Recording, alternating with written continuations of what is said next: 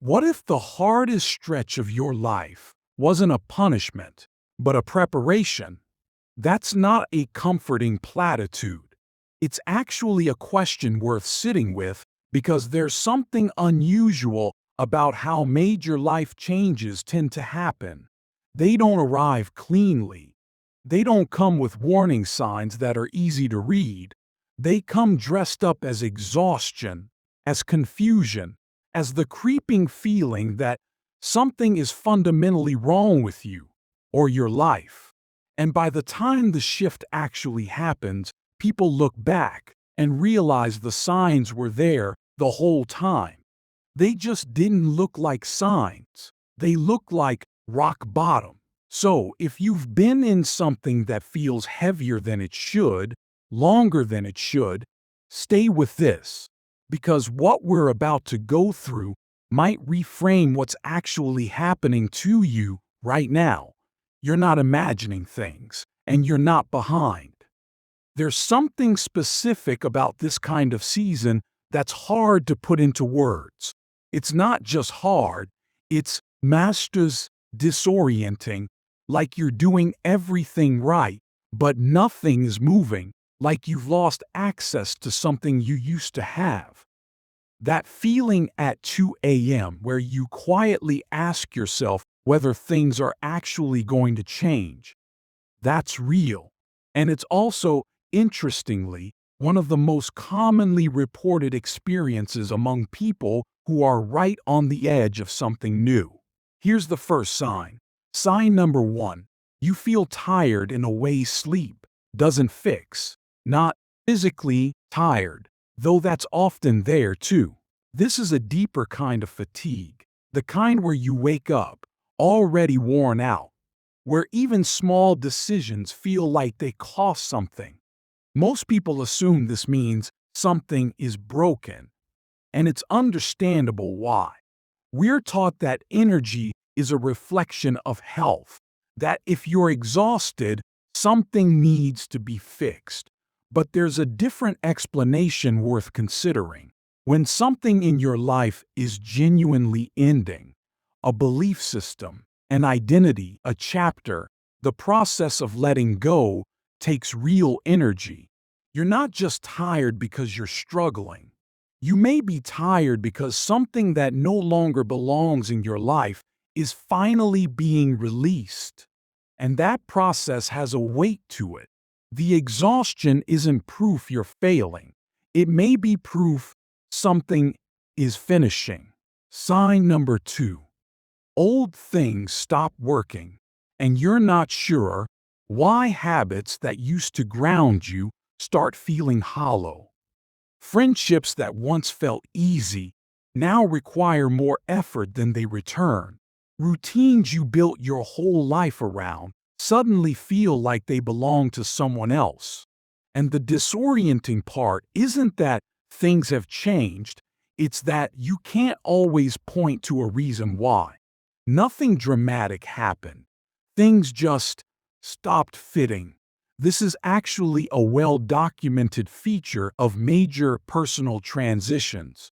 Before something new can take root, the old structure loosens. Not because it was bad, but because it served its purpose. The discomfort of that loosening gets misread as loss. But it might be closer to clearing. When the things that no longer fit start falling away, pay attention. That kind of internal reorganization doesn't happen randomly. Sign number three. You're being pushed towards solitude. You've pulled back from people. Maybe you've canceled things. Maybe you just find yourself needing quiet in a way that feels almost involuntary. From the outside, this can look like depression or withdrawal, and it's worth being honest with yourself about which one it is. But there's a distinct version of solitude that feels less like hiding and more like something is requiring your full attention inward. Across many different traditions and personal accounts, people describe this exact experience before major breakthroughs, an almost instinctive retreat, a pulling inward. a need to be still before something shifts. If the solitude you're feeling has a quality of quiet preparation to it, rather than despair, that distinction matters more than most people realize. Sign number 4. You're questioning things you never questioned before, beliefs you held for years, choices you were certain about. The version of your life you thought you were building, suddenly, it doesn't feel as solid as it did. This can be profoundly unsettling, especially if those beliefs were tied to your sense of identity or your relationships.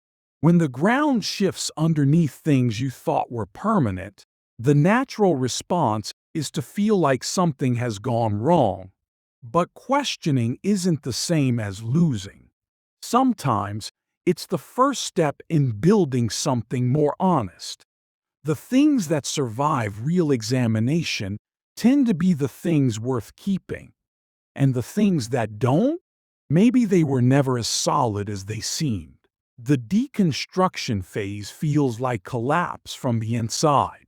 From the outside, looking back, it usually turns out to be the beginning of something clearer. Sign number 5. Synchronicities are increasing. You keep encountering the same ideas in different places, from different sources, seemingly at random. A phrase someone says to you that echoes something you were thinking.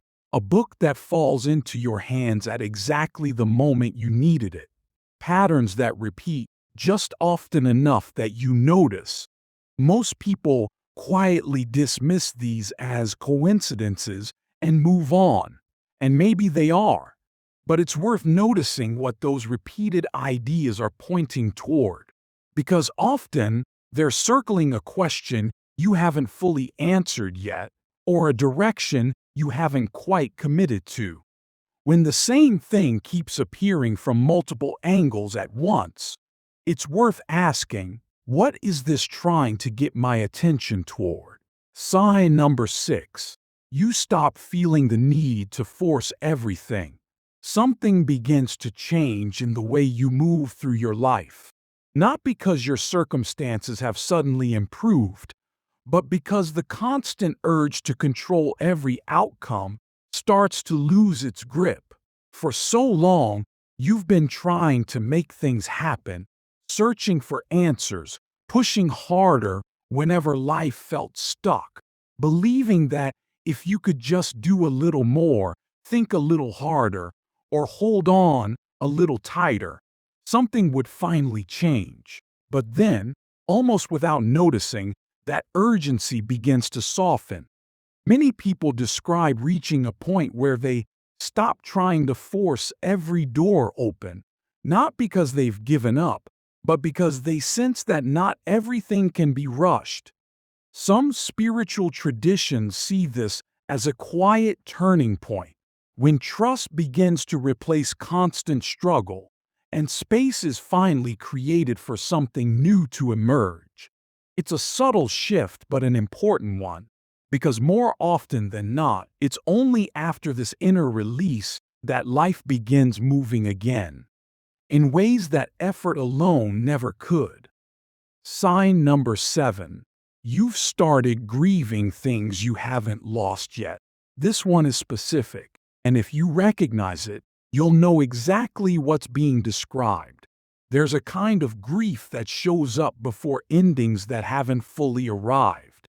A quiet sadness about a life, a relationship, an identity that part of you already knows is changing, even if the external circumstances haven't caught up yet.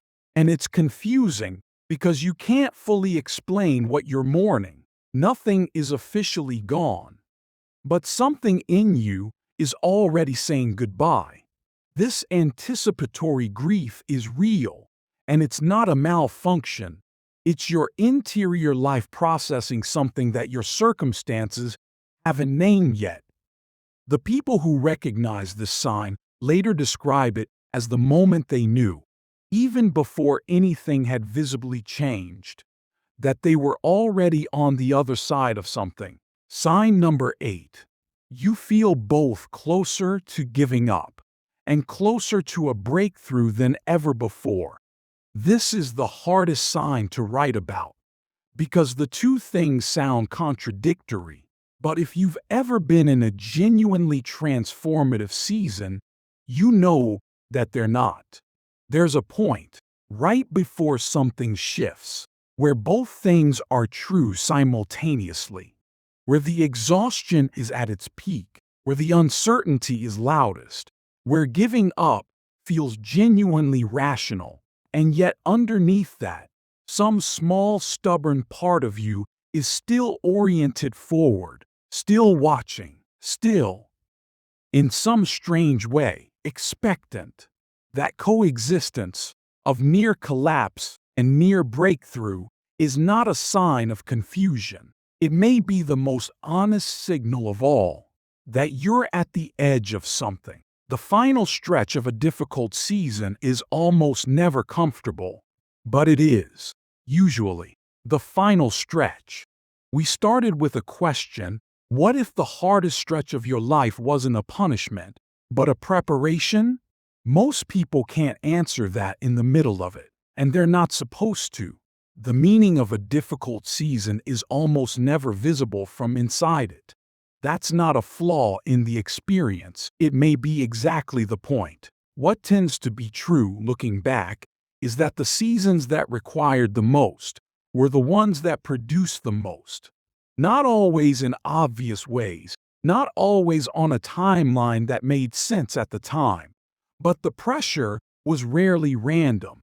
If you recognized yourself in more than a few of these signs, that recognition matters.